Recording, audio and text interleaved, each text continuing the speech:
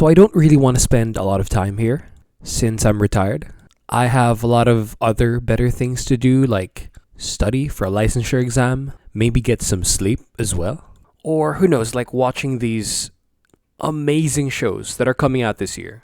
Fallout and Invincible on Amazon Prime, Shogun on Hulu or Disney, I forgot where.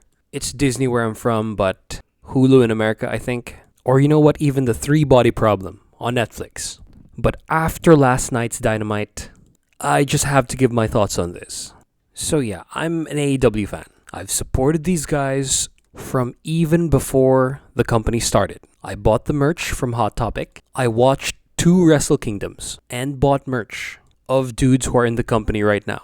I also made a YouTube channel that reviews mostly their stuff. Like I've done 30 to an hour long review of like Dynamites, Rampages, pay-per-views, and those took a long time to edit.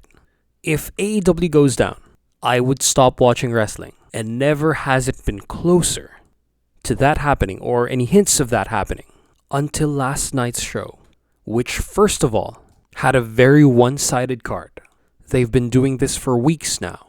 Back when I was reviewing the show, and like based on my thumbnails, the booking was a lot more inspired.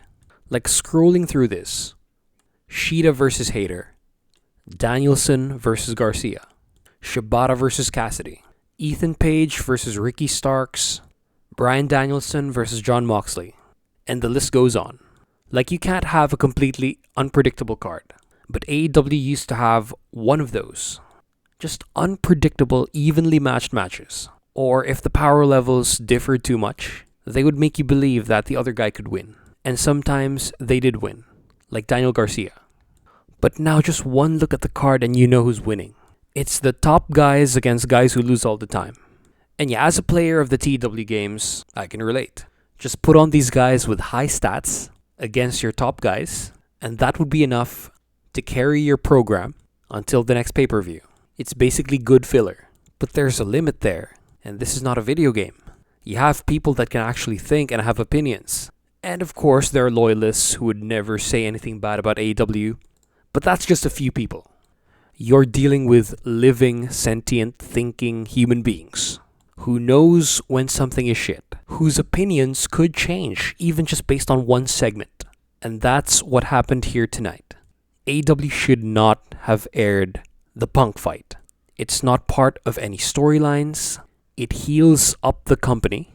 It features a dude who's not even with the company anymore and who will not be affected by this at all.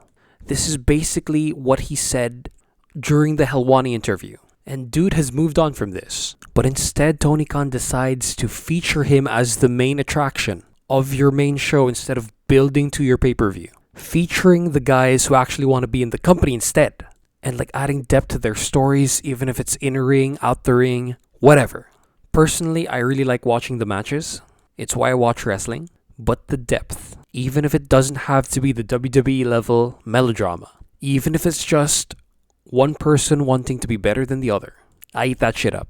This just isn't it. I get there was effort, even the flimsiest kind, just to get this to blend with the storyline with the Young Bucks and FTR, but there was no way this was gonna work. There is no in-universe reason to have this work with that feud.